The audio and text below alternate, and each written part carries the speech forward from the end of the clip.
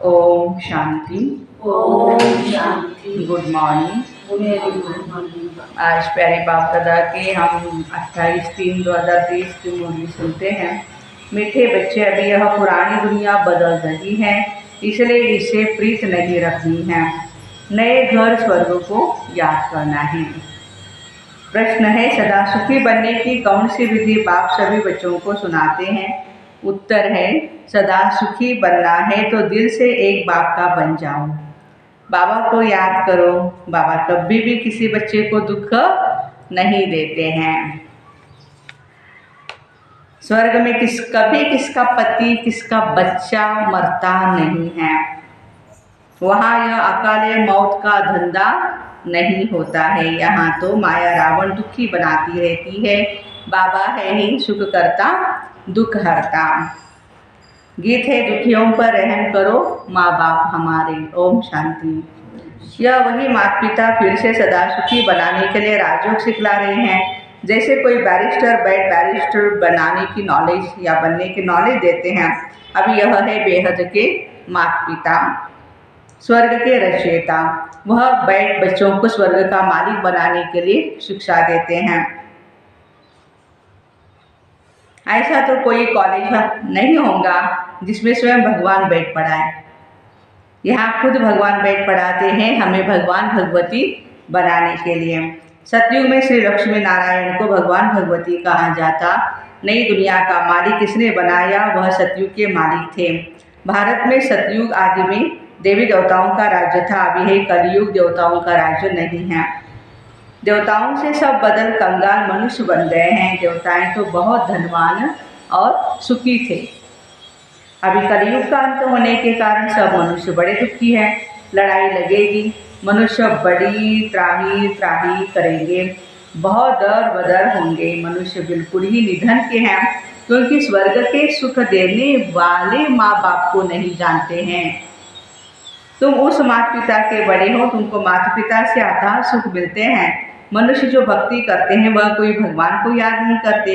भगवान को तो पत्थर ठीक कर कुत्ते बिल्ली में ठोक दिया है और अपने को ही भगवान समझ बैठे हैं।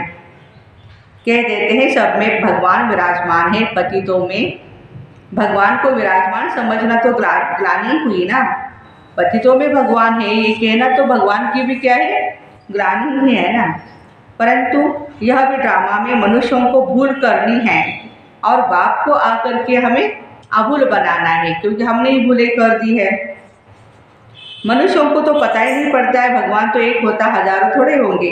लौकिक बाप तो बहुत है, वह तो जानवरों के भी होते हैं, परंतु सबका सद्गति दाता पतित पावन एक ही बाप है।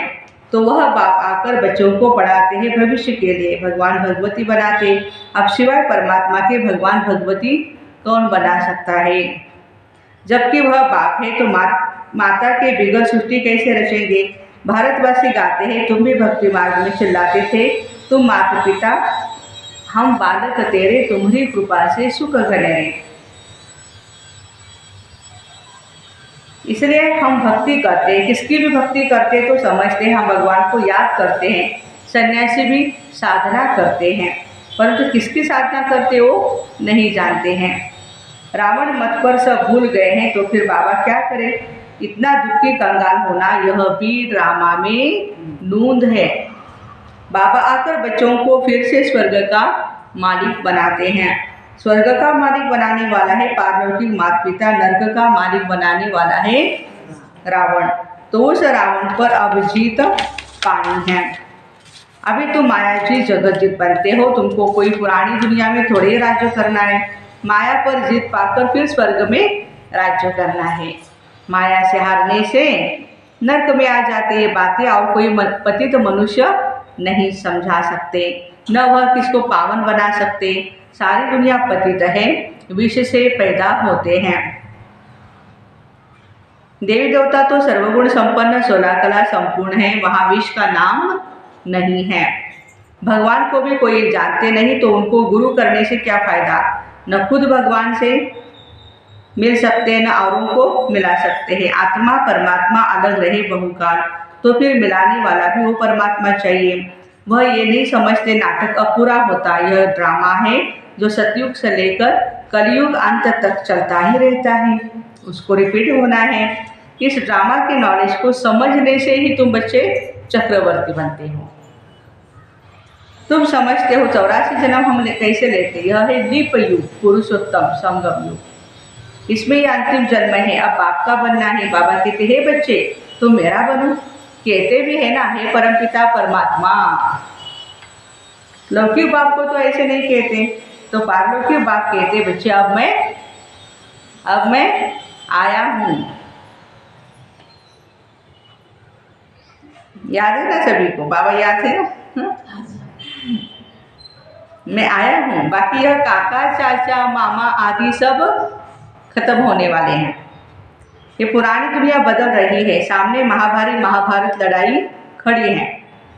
ये अनेक धर्म विनाश होने हैं, ये है पुरानी दुनिया जिसमें अनेकानेक धर्म हैं। सतयुग में होता है एक धर्म, अब यह दुनिया बदलनी है, इसलिए इनसे प्रीत नहीं लगानी है। लौकिक बाप नया मकान बनाते हैं तो बच्चों को दिल में नया मकान ही याद रहता है। मकान तैयार होगा फिर हम नए मकान में बैठेंगे, पुराना तोड़ खलास कर देते हैं। अभी सारी दुनिया का विनाश होना है। बच्चों ने साक्षात्कार भी किया कैसे आग लगती है, मुसलधार बरसातें पड़ती है, समुद्र आदि कैसे उछलते हैं, यह सब साक्षात्कार किया हुआ है। बाबा बम्बई में जाते हैं तो समझाते हैं यह बम्बई भी पहले नहीं थी, एक छोटा सा गांव था, अब समुद्र को सुखाया है और इतनी बड़ी बम्बई बना दी है। हिस्ट्री रिपीट होगी। बम्बई का नाम तो मुंबापुरी था ना, पहले बहुत छोटा सा गांव था। हिस्ट्री रिपीट होगी तो फिर यह इतनी बॉम्बे नहीं रहेंगी। सतयुग में कोई बॉम्बे गांव होता नहीं, देखो किसी गांव का नाम बॉम्बे बाबा कहते नहीं होता। ये अमेरिका आदि क्या है, एक ही बम से सब खत्म हो जाएंगे। हिरोशिमा में जब बॉम्ब लगाया क्या हो गया, शहर का शहर ही खलास हो गया। वह तो एक बॉम्ब था, अभी तो ढेर बॉम्ब बनाए हैं। कहते भी है बाबा आए हैं नई दुनिया स्थापन करने, इनको पुराना नरक रावण बनाते, यह भारतवासी नहीं जानते हैं। माया ने सबको गॉडरेज का ताला ऐसा लगा दिया है जो खुलता ही नहीं। मनुष्य कितने दुखी होते हैं, भले साहूकार सुखी हैं परंतु बीमार रोगी तो है ही। पैसा बहुत है उनके पास, लेकिन बाबा कहते हो बीमार भी रहते हैं, रोगी हैं। आज बच्चा जन्मा खुशी हुई और फिर मरा तो या हुसैन मचा देते हैं, दुख हुआ। विधवा बन रोते रहते, इसको कहा जाता है दुख धाम। भारत सुखधाम था पर पुरानी दुनिया दुख धाम है। फिर बाबा सुखधाम बनाते, बाबा कहते अब वर्षा लो, तो जरूर याद भी उनको करना पड़ेगा। और सभी देह के संबंध दुख देने वाले हैं। तुम समझते हो एक बाप के बिगड़ सुख देने वाला कोई है नहीं। कहते हैं बाबा हम आपके वही बच्चे हैं जिनको आपने स्वर्ग का मालिक बनाया। अभी हम दुखी हैं, आप तो रहमदिल हो, दुखी है तब तो पुकारते हैं। सतयुग में सुखी हो जाएंगे तो वहाँ कोई भी नहीं पुकारेंगे। दुख में सब याद करते परंतु भगवान किसको भी मिलता नहीं है। द्वापर युग में तो उनका पाठ नहीं है।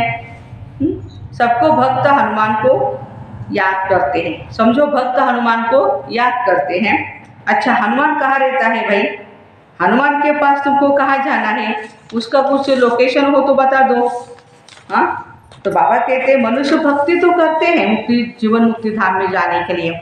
हनुमान व गणेश आदि को याद करने से तुम कहाँ जाएंगे, उनका ठिकाना कहाँ है, उनसे तुमको क्या मिलना है, कुछ भी नहीं जानते हैं।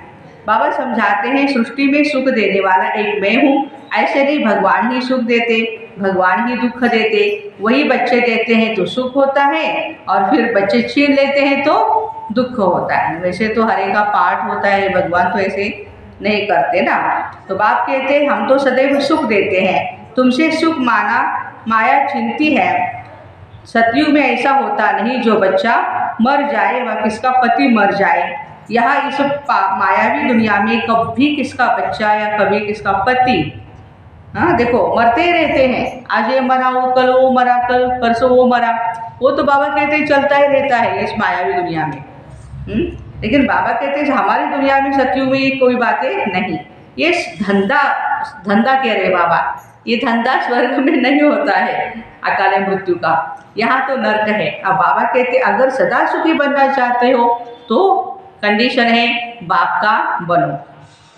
अभी तुम्हारे आत्मा और शरीर दोनों ही तमो प्रधान है, ऐसे नहीं आत्मा निर्लेप है, आत्मा में ही खाद पड़ती है। इस कारण अब जेवर भी आयरन एजेंट बन पड़े हैं। अब फिर तुम गोल्डन एजेंट बनने के लिए नॉलेज ले रहे हो। बाबा आकर अमर बनाए, अमरपुरी में ले जाते, यहाँ तो मृत्यु लोक है। गीता में भी अक्षर है ना, अमरपुरी में आदि मध्य अंत दुख नहीं होगा। मृत्यु लोक में आदि मध्य अंत दुख है। ऐसे दुख धाम को भूलना पड़े, सुख धाम और शांति धाम को ही याद करना है। हम सुख धाम जा रहे हैं वाया शांति धाम, जहाँ के हम रहवासी हैं। यह भी स्वदर्शन चक्र हुआ ना, अपने बाप और स्वीट होम को याद करना है। कन्या बाप का घर छोड़ ससुर घर जाती तो गाते हैं पियर घर से चले ससुर घर। तो तुम्हारा यह है ब्रह्मा का पियर घर। बाबा कह रहे हैं अब तुम स्वर्ग ससुर घर जाएंगे, वहाँ सुख ही सुख है, यहाँ तो दुख है। कन्या भी घर छोड़ती है सुख के लिए, परंतु वहाँ उनको पतित बनाए। देखो ससुराल में बाबा कहते हैं उनको पतित बनाए, क्या करते हैं, क्या करते हैं, दुखी बना देते हैं उसको। जो सुख के लिए आई थी उसको दुखी बना देते हैं। तो प्यारे बाबा कहते हैं कि यहाँ है दुख, कन्या भी घर छोड़ती है सुख के लिए।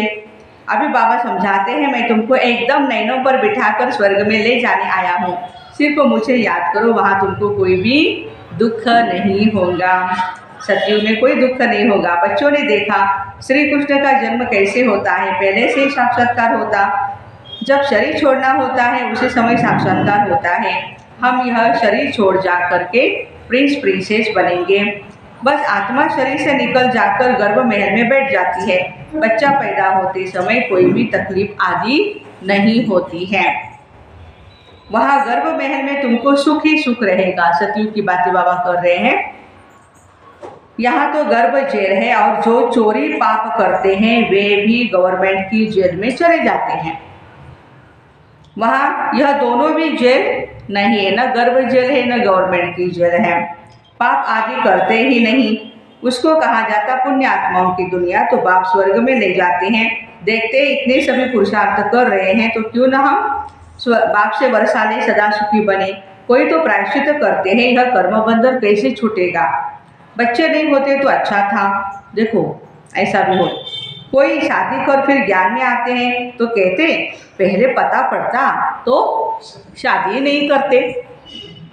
अच्छा, ऐसे बहुत दिखते हैं जिनकी तकदीर जब खुलनी है ना तभी आते हैं।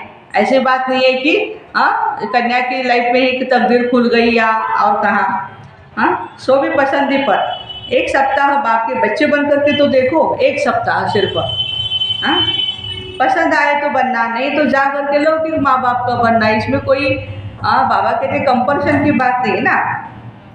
फीस तो कुछ भी है नहीं, या है शिव बाबा के घर में क्या फीस है, फी क्या लेते हैं हम, बाबा हमारे नहीं लेते फीस। शिव बाबा का भंडारा है ना, न कोई किताब आदि खरीद कराते हैं, सिर्फ मुरली भेजी जाती है। बाप का खजाना है, वह फीस क्या लेंगे।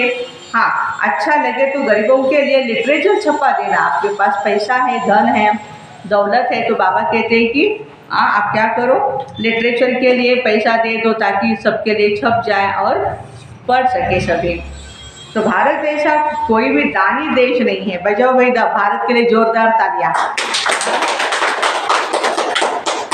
बाबा ये भारत में ही आकर के दान करते हैं, तो तुम बच्चे भी तन मन धन बाप के हवाले करते, महादानी बनते हो। यह बाबा महादानी बनाना, आगे तो इनडायरेक्ट दान करते थे, अब खुद डायरेक्ट आया है। रिटर्न में स्वर्ग की बादशाही देते हैं, सस्ता सौदा है ना। फिर कहते हैं अब आप समान बनाओ, विकारों को जीतो, देही अभिमानी बनो, अपने को आत्मा समझो। गाते हैं नंगे आए थे नंगे जाना है। पहले नंबर में देवी देवताओं की आत्माएं आई, उनके पीछे दूसरे नंबर वाले आए। हेड है देवी देवता धर्म की आत्माएं, जो पहले आते हैं तो जाना भी पहले उनको ही है। हेड है देवी देवता धर्म की आत्माएं, ऑलराउंड उन्हों का पार्ट है, हमारा देवताओं का पार्ट ऑलराउंड का है। यह सभी बातें समझने की है। जिनके भाग्य में है वे झट समझ लेते हैं, भाग्य में नहीं तो दिल नहीं लगती। बाबा कहते अब मुझे याद करो, मैं ही तुम्हारा गॉड फादर हूँ। कच्चो मच्छो कोई गॉड थोड़ी है। हाँ, ये बातें बाप बिगर कोई भी समझा नहीं सकते। अच्छा, मीठे मीठे सिक्के लदे सर्विसेबल बच्चों प्रति माता पिता बाप दादा का याद प्यार और गुड मॉर्निंग। रूहानी बाप की रूहानी बच्चों को नमस्ते। हम रूहानी बच्चों की रूहानी माता पिता बाप दादा को याद प्यार गुड मॉर्निंग और नमस्ते। वाह बाबा वाह, शुक्रिया बाबा शुक्रिया। धारणा के लिए मुख्य सार है, तन मन धन सब बाप हवाले कर महादानी बनना है। आप समाज बनाने की सेवा भी करनी है और देही अभिमानी होकर रहना है। सेकंड पॉइंट है, इस पुरानी दुनिया को भूल शांति धाम और सुख धाम को याद करना है। कर्म बंधन में कभी भी फंसना नहीं है। वरदान है, आने और जाने के अभ्यास द्वारा, आने और जाने के अभ्यास द्वारा बंधन मुक्त बनने वाले न्यारे निर्लिप्त भव। सारे पढ़ाई और ज्ञान का सार है आना और जाना। बुद्धि में घर जाने और राज्य में आने की खुशी है, लेकिन खुशी से वही जाएगा जिसका सदा आने जाने का अभ्यास होगा। जब चाहो तब अशरीर स्थिति में स्थित हो जाओ, जब चाहो तब कर्मातीत बन जाओ। यह अभ्यास बहुत पक्का होना चाहिए। इसके लिए कोई भी बंधन अपनी तरफ आकर्षित न करे। बंधन ही आत्मा को टाइट कर देता है, बंधन ही आत्मा को टाइट कर देता है और टाइट वस्त्र को उतारने में खिंचावट होती है। इसलिए सदा न्यारे और निर्लिप्त रहने का पाठ पक्का करो। आज का स्लोगन है, सुख के खाते से संपन्न रहो तो आपके हर कदम से सबको सुख की अनुभूति होती रहेगी। सुख के खाते से संपन्न रहो तो आपके हर कदम से सबको सुख की अनुभूति होती रहेगी। तो ऐसे आने और जाने के अभ्यास द्वारा बंधन मुक्त बनने वाले न्यारे निर्लिप्त भाई बहनों को ओम शांति। Have a nice day.